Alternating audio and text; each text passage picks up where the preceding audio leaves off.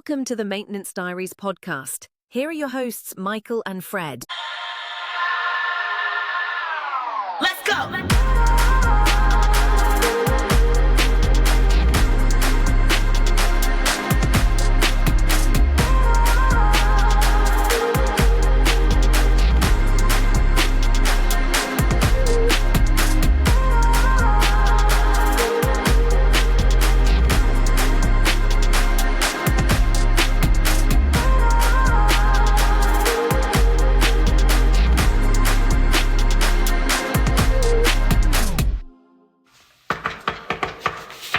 Maintenance.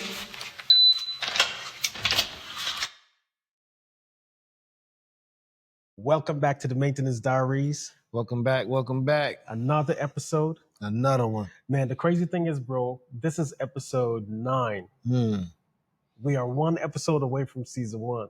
One away. Man. We about to get crazy with it. No, I know we ain't gonna get crazy with it. We gonna get crazy with it. No. Don't get crazy. But no, it's been a journey right now, man. It's been a learning journey. Man, listen, who knew that podcasting would be, have this much attention to it, like as like a whole nother job. It's like a day job. This is another job, like basically. A full-time job. Once you get out of your job, you're going to this job. But this is a fun job, in my opinion. Like, this is what I like doing. This is what I enjoy doing. So, yeah, man. Welcome to episode 9, everybody. Welcome, man. Welcome. Hope everybody's doing great. I'm doing fantastic, amazing, blessed. I can't even complain because a lot of people are not in the position that we're in just to be alive or to have good health. You know what I'm saying? Yeah. So the fact that we have all of that and we can still advocate for our brothers and sisters in the apartment industry. It's a blessing. It's a blessing, man. I'm your host, Michael. And I'm Fred. And today we're going to be talking about accountability. Accountability. Yes, indeed. When leadership fails and when it works. That's right. Good leadership makes life better for residents and frontline staff. Yes, sir. But when it's bad, we all feel it from the boiler to the boardroom. Yes, sir. And so today, let's break it down. I'm sorry, my bad, Mike. Oh, no, you're good. You know me, I'm Mr. Script over here. But it's all good. Nah, man, we have to jot down our notes so we can stay on point. That's right. Give the people quality work, man. That's right. But today we're going to dig deep into leadership, who really sets the tone for the property's culture. What happened when they fail and what happens when they step up. So this episode of accountability is not just for corporate only. Yeah. But it is for everybody from the top to the all bottom. The way down. Yeah. As long as we hold ourselves accountable, we have room to grow and to exceed and excel. I agree. Yes, sir. Let's get into some key points. Some of the key points are understanding. Not understanding, but understaffing leads to more emergencies and delays, of course. Ignoring budget needs equals higher turnover rate. And short-term savings turn into long-term expenses. Money. And in this industry, we know that some property managers love cutting corners when it comes time to pay for stuff that needs to get done. Lord. A lot of them cut corners so they can show their superiors that they are managing the budget well. Right. And they get a discount. Not a discount, sorry. They get a bonus. A substantial bonus. A substantial bonus for cutting corners and having maintenance tech do 2 maintenance tech do the work of 10 maintenance tech. That is crazy, man. But yeah. Wow. That is a fact. So, I have an example that I can give, like, especially like since we're going to accountability. Yeah. And talk about leadership and the choices that they do that can ultimately affect, the staff and also affect the residents. Yeah. I'm gonna try to keep this story short. So we working at a garden style property, of course. Guy came in. He was a director of maintenance, a quote unquote director of maintenance, but like you said, it's a glorified maintenance technician, basically. It is. It is. Bro. So he would come. He came in to assist on the property to help with work orders and help with turns because we were renovating. Yeah. And long story short, he wanted to do something else. He didn't help me with what I was doing, of course, and ended up dropping the appliances down a set of stairs. So, resident was going to be moving in, you know, the day after, of course, because we were turning the units, and they moved in without a fridge. Ultimately, we couldn't take it from anywhere because we didn't have any new fridges like that because they were going into a quote unquote upgraded unit where cabinets were painted, new countertops, tub was resurfaced, carpet was done, new outlets, new covers, all the 9 yards. Everything was redone inside that unit. Except the fridge. Except the fridge. So they ain't had no fridge when they moved in. Man. I don't know what happened after that because I was asked to be taken off of that property and I was gone lickety split. So that's crazy, bro. Just because Buddy didn't want to help with the duties on the property. So that was just terrible leadership on his end because he didn't want to, you know, help out. That right there is dropping the ball, and that is a failure of leadership. But I always say in life, you know, there's no failure. Either you win or you learn. Yeah. You know what I mean? So the learning or the teachable moment for him should be always be willing to help. It doesn't matter what your title is. Right. And a lot of people that get promoted and get a title, they somehow feel that they are the emperor of the universe of maintenance technician or property management or whatever it is, right? That part. You are not. You are not. A RPM Definitely is a glorified property manager. Yeah. All the titles that people get is just to make them feel like there's something. But at the end of the day, you are a human being. I mean, in my opinion, they are something because each step of that ladder they go up, they get more and more pay. Yeah. The pay changes significantly. The pay changes and the attitude changes. Yeah, the attitude definitely changes. Yes, sir. Attitude comes with it like it's going out of style. So I understand that.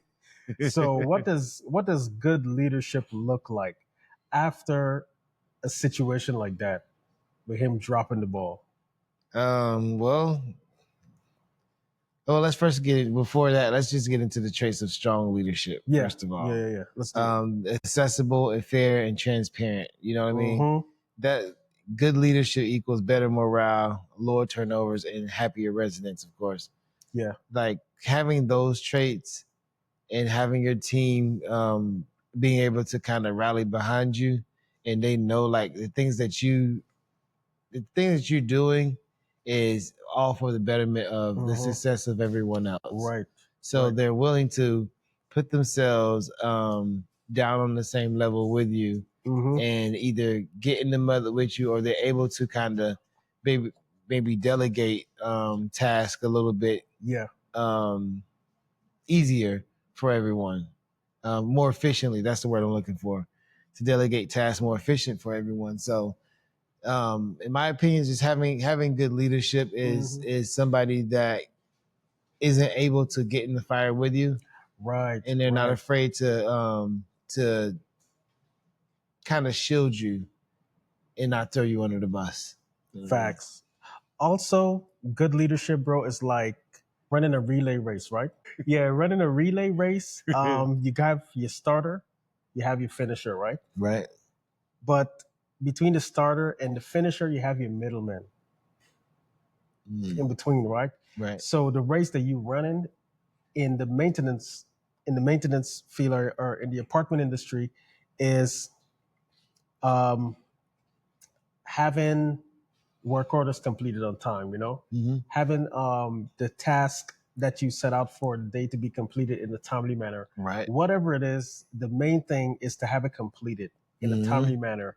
So the race that you're running, it involves teamwork. It involves, once again, communication, bro. Communication. Straight up. That's right? it. So one person have to run the race, pass the baton, make sure the baton is in someone's hand. Right. That is good leadership. Passing down knowledge, because no one is smarter than the other, right? Right. Pass down knowledge, exchange knowledge, right? And we all can grow together. And you pass the baton to the next person, pass the baton to the next person until you get to the finish line of completing the task, finishing the race, right? That is good leadership. Yeah. Good leadership is a team sport. No, it really is, because I remember working. Well, I've worked with a few strong leaders that I honestly can say that these guys were the reason why I am the way I am to this day when it comes to not being afraid to jump in and even like stand back and let guys do what they need to do. Yeah. These two guys that I work for, one was I was working in Jacksonville, and then one when I came here, and I think these two guys were like the best ones I've ever worked under, because they had knowledge and they were not afraid to share the knowledge. Right. They never kept it guarded. And then for any question I had, anything I wanted to know, they were always like one call away. And I can still call them to this day if I need anything or have any questions about like what, the job or what I need to do. They will always have, answers for me. Yeah. And these guys were older than I was, of course. So they still, at that age, they still didn't mind, getting down and handling certain things around the property. And even just say like, hey, don't even worry about that. I'll take care of that. You go do this. That's much easier. And they take on the harder situation. So shout out to those two supervisors that I work with. They were, amazing. You know what I'm saying? Yeah. So appreciate y'all. Because without y'all, I probably wouldn't even be, this amazing as I am today. That is a great example of good leadership. Good leadership is passing down what you know to someone else. Yeah. And now you can talk about the person that shared their knowledge with you. Now you become better because that person was willing to invest in you. Yeah. By showing you the ropes and showing you the do's and don'ts and how to navigate this fine line in the industry. That's dope. I'm going to just say their names real quick, man. Oh, shout out to my boy Renee. Shout out to Renee, man. And Adele Ishmael. Hey, man, appreciate y'all. And I just want to say thank y'all. Appreciate you. That's what's up, man. That's what's up. Round of applause. For real, man. Like, yes, sir. Man, those guys, man, the knowledge that they have is impeccable, bro. Yeah. It's impeccable. They're like mentors almost. Yeah. That's dope, bro. Also one of the downsides when it comes to leadership, dropping the ball sometimes is the squeeze that they put on supervisors. This is where it get real, because boy, they definitely, we see it every day. We see it every day, bro. Yeah. And so, since you're saying that they put the squeeze on, have you ever been in a situation where you've seen a supervisor or anyone in that position get any pushback from corporate when they were trying to get a certain task done or take care of some issues going around on site? Well, most times the pushback that supervisors would get, they don't get it from corporate directly. They get it from the property manager, because the property manager is in contact with corporate, right? Right. So whatever the property manager tells the supervisor is going to be coming from corporate, right?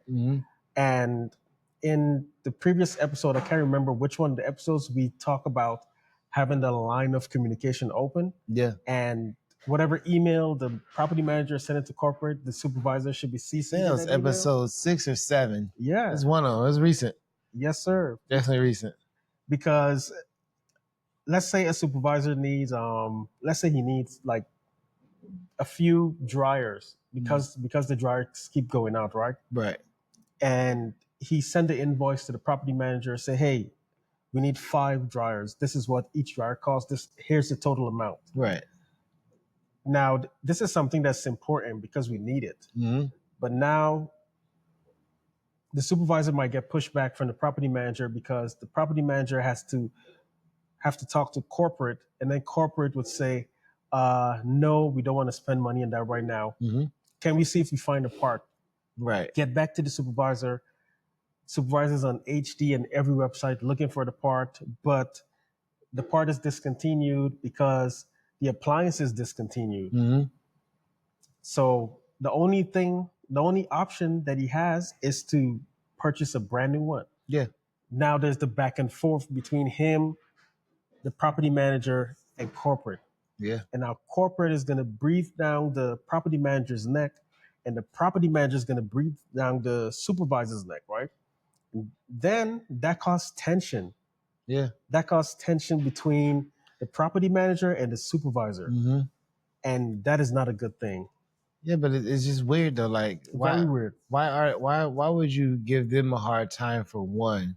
Yeah. And you can't find the part. You have to get a whole new situation.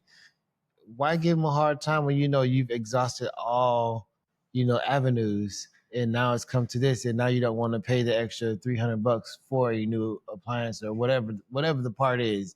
You don't want to pay the extra money because the only time they are going to give you pushback is when the dollar gets a little higher, for sure. So which leads to the first point. Short-term savings leads to long-term problems, bro. And long-term problems can become real expensive. Man, I'm telling you. So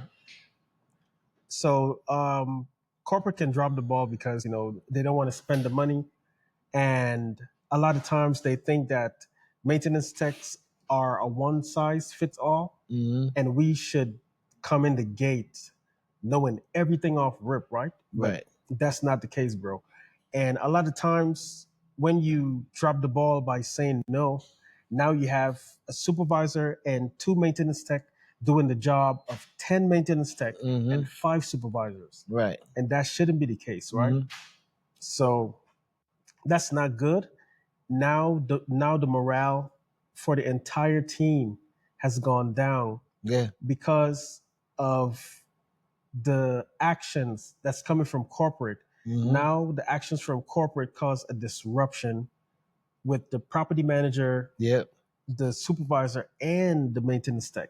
And the supervisor is really a bridge between maintenance technicians and residents because we're the ones that spend the majority of the time in residents' home. That's true. So the supervisor is that bridge. Yep. And sometimes corporate can burn the bridge by just saying no because they're trying to save a few dollars here and a few dollars there. Right. But when you're trying to save a few dollars, you are losing way more when the resident decide not to renew their lease. That's facts. You are wasting a lot of money that way. They do waste a lot of money that way, and they also too, like when you see that you're asking for certain parts and you're asking for certain things or things to get the job done, but you never see any pushback whenever it's like, hey, we got to buy this for this event, or we got to buy this for new residents coming in. You never see the pushback because there never is any pushback, of course,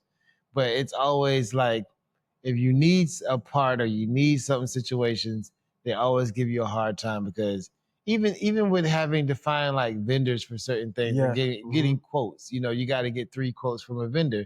And it's like, they want you to do all of this other stuff, but they never quite like, I don't want to say don't even make a move on it because eventually they do, but they just don't want to.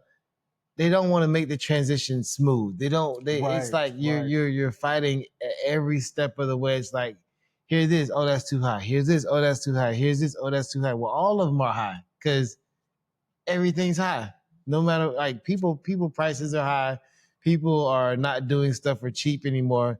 But it's like, don't give me a hard time when I'm asking for certain things because it's for the betterment of the property. I'm not asking it for myself. Right, bro. I'm not using it for myself. It's for the betterment of the property. And one thing I can say that I sometimes I don't like is when they budget for like pool stuff. Whenever you need pool chemicals and you're on a stable property, they give you like the smallest budget. They give you like they budgeted for like $40, you And know, the or pool even is 100, important. even 140. Yeah. Bro, chlorine costs, more than that.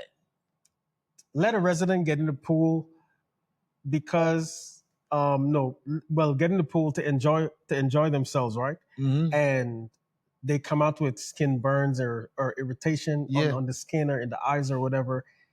That's a massive lawsuit, Big time. Right. And you can get mad and want to fire the supervisor, but no, you are the one who dropped the ball by allocating a small budget to the chemicals that's needed for the proper operation of the pool. Yeah. You dropped the ball on that. Now you have a massive lawsuit because you decide to put $40 or $100 towards chemicals for the pool. Right. When it's supposed to be $1,000. You know what I mean? And I'll tell you a situation too, because we were talking about squeezing, and we talked about like the supervisors guarding their staff, from hard issues. Like there was once an issue where I ended up making a mistake. You know what I'm saying? And this happened with a pool issue, of course.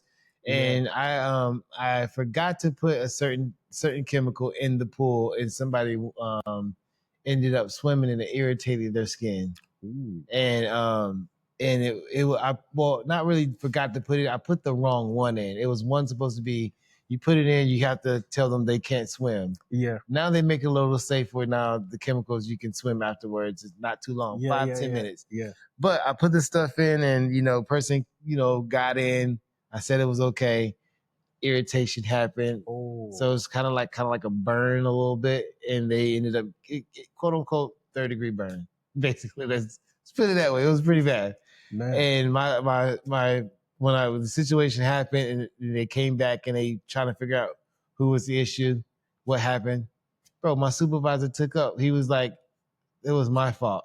I accidentally put this in there and I forgot to tell them to put the sign up that says no swimming right now or till this time. And he looked out for me. I would have got in trouble. He didn't throw me under the bus.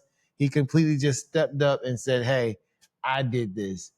And then, afterwards he told me like, you wasn't supposed to do that, what I'm saying? But he shielded me from any situation because it could have went bad on my end. I could have got fired instantly. So he took up for me. He had a long track record of being like that's dope, great. Bro. So that's dope. It was amazing. It was amazing. One, that's dope. Two, that right there is an example of good leadership. Yeah. Because there are some supervisors who would take that information back to the property manager and talk crap about that maintenance tech to make themselves look good. And first of all, the apartment industry is very small. So I know a few of those.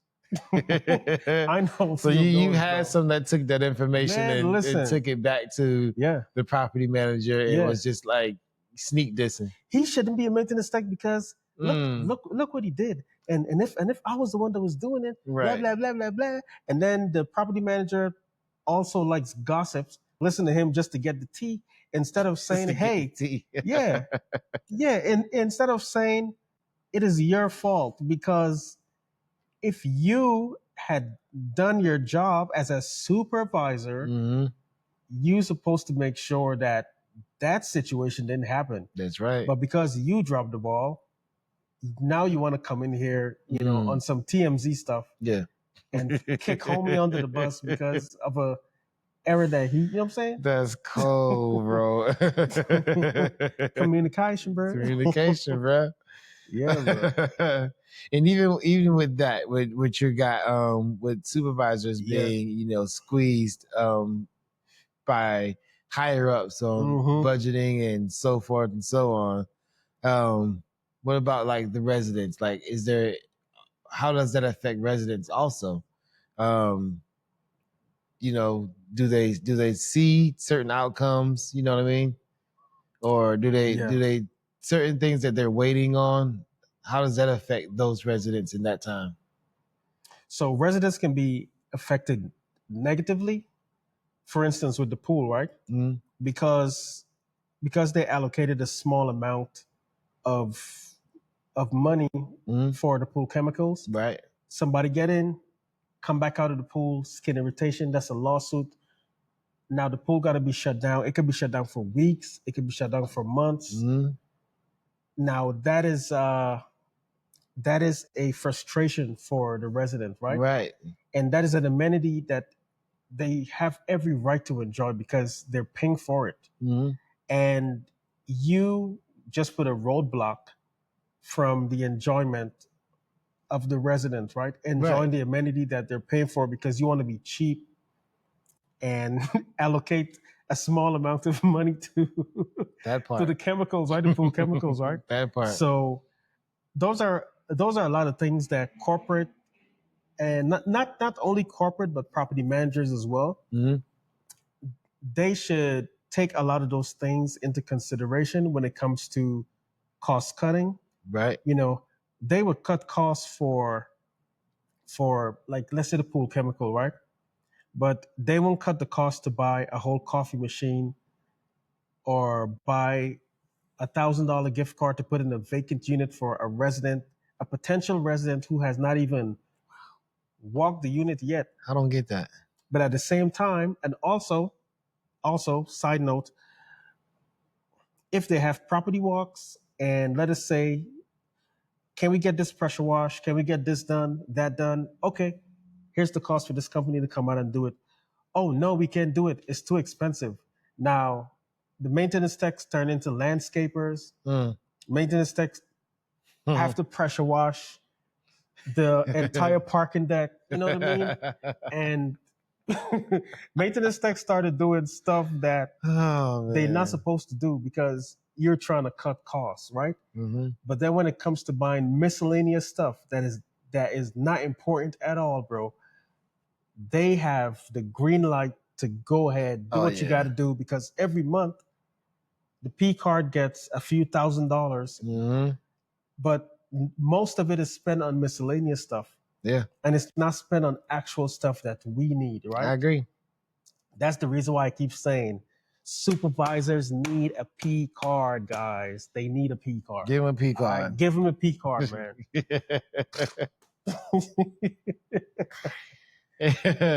So ultimately, you know, that puts residents on notice when they can't get what they need, of course. Yeah. So residents see the outcome for sure. Yes, sir. Not the back of the house, back of the office meetings, of course.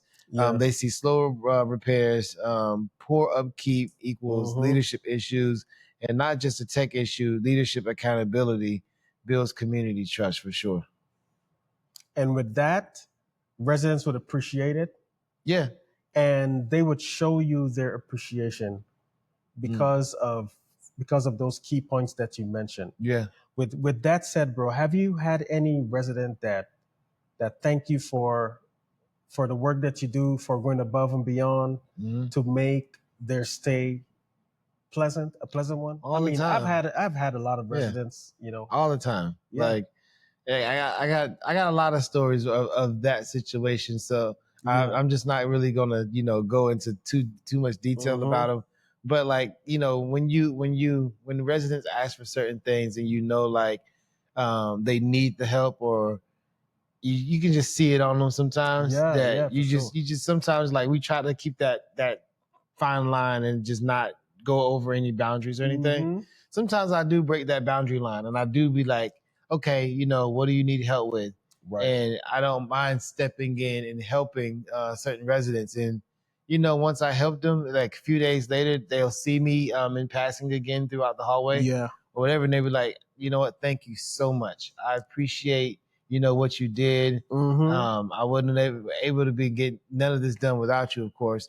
Yeah. But it's good to always kind of just be there for our residents when they need us. I don't know, my tongue's getting tired. Always be there when they need us. So, you know, it feels good doing stuff for residents, and I'm sure it feels good when we do stuff for them as well. So it just returns the favor. So yeah, That's good, bro. So let us talk about solutions and better practices. okay. Some of those things would help make corporate better, Mm-hmm. property managers better, the Right. entire team better Mm. if they learn how to take accountability by admitting Mm-hmm. when there's a problem. Yeah. In order for a problem to be solved, first of all, you have to admit and accept that there is a problem. Mm-hmm. Now you can come together and find a solution to fix that problem. Yeah. So, what are some of the solutions and better practices that can be implemented? Well, first of all, on the maintenance side, they can definitely budget for better tools. Listen, Budget for tools, fair pay, and training.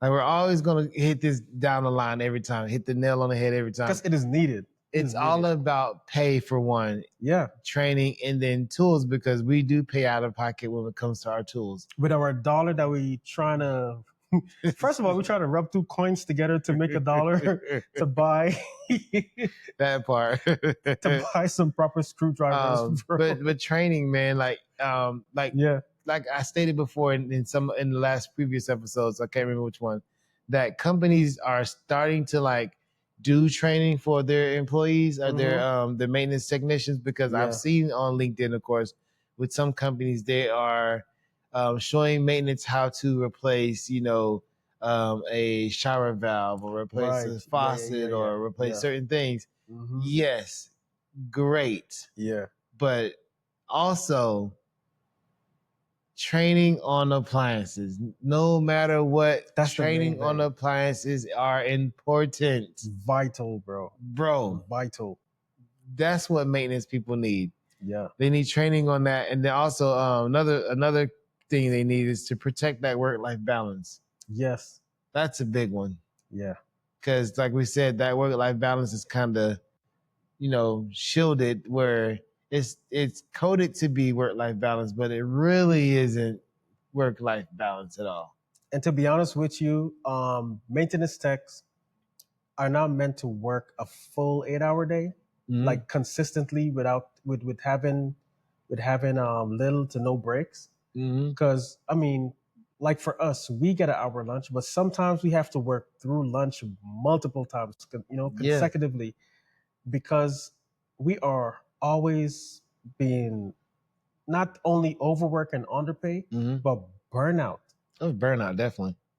Sometimes I will go to work, bro, and I can lay down on the concrete and take a nap because Yeah. I am so tired from being overworked for weeks prior to whatever day it is. You know what I'm saying? Yeah.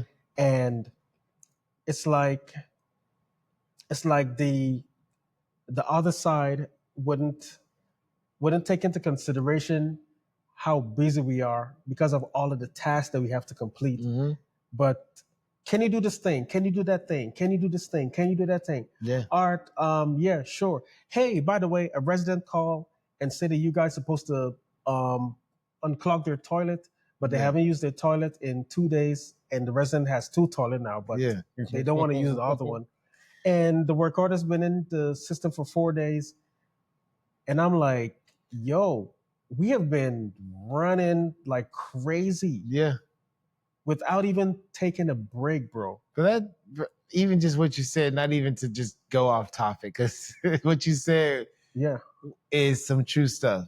Yeah. The resident will wait for you to unclog the toilet when they have two bathrooms instead of just going to the store and maybe purchasing a plunger and trying to unclog it themselves. So that's just a sidebar. And I didn't mean to go off on a tangent like that, but that's one thing that kind of annoys me also. Like, go buy a plunger. It's not that hard. Go buy a plunger, try to rectify the issue first, and then call us and let us know. I tried this, it didn't help. I need the big guns in now. Yeah. Sorry, I didn't mean to go off tangent on that one. No. That's facts. That is facts. I just that had is also, to, man. You just brought that up. That is also accountability. That is also accountability, right? Right. And by that resident or a few residents different situations, if they're not holding themselves accountable, bro, Mhm. and they just, pass the blame on to, let's say, the maintenance staff or the leasing office, is it your fault because this is not done? Mhm. Like residents can say stuff like this. Oh, there are a few stove knobs on my range that is broken, right? But you're giving me an attitude, and you're giving the officer attitude for something that you did. Right. It's always something that you did. You're not holding yourself accountable, but Yeah. you have this feeling of entitlement, Mhm. and the world of everyone else must bow Yeah. to your existence. That's not how it should be. Mhm. Accountability is, there's a few knob that's broken, and I probably handled it too hard or whatever the case is. Yeah. Um, my bad. Oh, sure.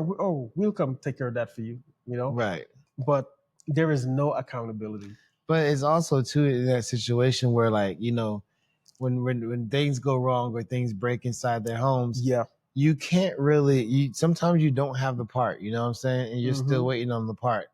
Yeah. If they lived in their own home and it happened, they would have to, one, hunt down the part, or two, call somebody out to even take care of their problem, which usually they're not going to get no one out there the next day. So being at an apartment complex or even the community, you get instant, access to a maintenance guy to be there ASAP or as fast as he can, of course. And some days, it may take 2 or 3 days to get to you. You know what I'm saying? Just because it is it's many different moving parts to the situation. It's property visits. It's you having to kind of back off of work orders to get a major issue done on the site. Maybe to paint corridors. Maybe to keep the cleanliness and the presentation of the property up to par. Sometimes you're not. You look at those work tickets and you're like, well, that's not an emergency. That's not an emergency. That's not an emergency. I'm going to do this, this, and this. Set those to the side, and then I'll come back to the ones that are not quote unquote an emergency. Because if you do break a stove knob, you got 3 more. That's true. So that's true. Or if you want to use that one that's so bad, pull it off and put it on that one, and there you go. Now you can interchange the knobs. So, and to add to that, a lot of the disgruntled residents who are upset because we didn't come on time to, or a maintenance tech didn't come on time to fix the problem. They have no idea the process of getting to that problem. Yeah. Right? First of all, stove knobs. We may not have any spare left. We have to order those. It takes time. Yeah. To get the company to send it out to you, right? Also, you are not the only resident that live on that property. It is 300 plus. not 300. I said tree. The Caribbean come out. 300 residents. Yeah. 300 residents besides you living there. You know what I mean? That part. So you have to realize it's not just you that's living on the property by yourself. It is a lot. It's a whole community. That's right. That we have to deal with, So be patient. Be patient.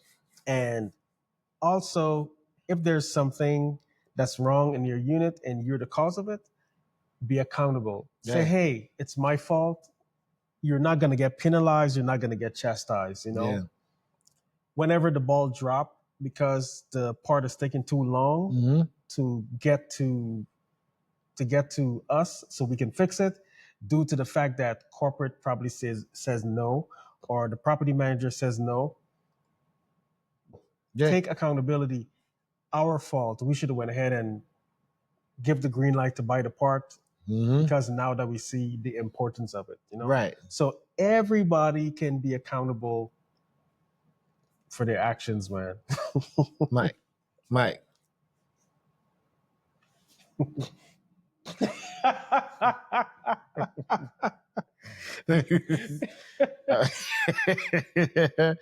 So, so just know, we say all that to say, leadership isn't about titles at the end of the day. Yeah. It's about trust. So It is. if you break it, you lose good people. That's true. And you don't want to lose good people in this industry, especially on the maintenance side. That's because there is a shortage of maintenance technicians. Yeah. Big time. There's a shortage of supervisor. Big time. Those are the people that you don't want to lose. Because if you lose those people, the quality of the property is going to go down. Yeah. Because we are the engine that keeps that thing running. That's right. The little engine that could. Yeah. Chug it, chug it, chug it, chug it, chug it, chug it, chug it, chug it. True, true.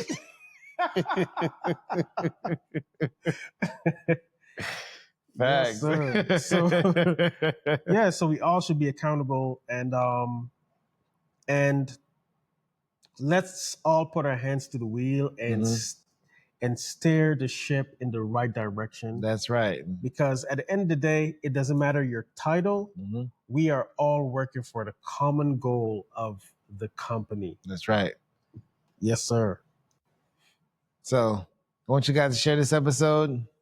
Share with the manager, share with the owner who needs to hear this. Send your stories about good or bad leadership. We'll read some of them on future episodes. We will, man. We will. Follow the Maintenance Diaries, leave a review, and join us next week for our final episode. Final episode to wrap up season 1, man. Yeah. It's a journey, man. Yes, sir. Season 2 is going to be all about guests and everybody have a chance to tell their stories and share knowledge and, That's right. I may do something different for that last episode. I might come in fresh. Like right now, I ain't fresh right now. My hair ain't done. But that last episode, I might come in fresh. I might have a suit on for y'all. Gone with a bang. Just to wrap it up and let y'all know. Yeah, man. Man, thank you guys for tuning in with us and giving us the motivation to do this. That's right. Some days it is hard because we have a regular job as maintenance tech, and a lot of days it is long because there's a lot of work to be done, and we still find the time to come and sit here. That's right. And share knowledge and break bread with you guys and advocate for all of you, because we are very valuable, not only to the company, but we are valuable as individuals. That's right. So know your worth. Know your worth. And as you tell the technicians, when you stop, nothing moves. Peace. Deuces. Catch you guys in the next one, man. W's in the chat. Hey. W's in the she. Bye, bye. Yeah. Yes, sir. No W's in the chat. No cookie or a donut. That's right. Peace. Let's go.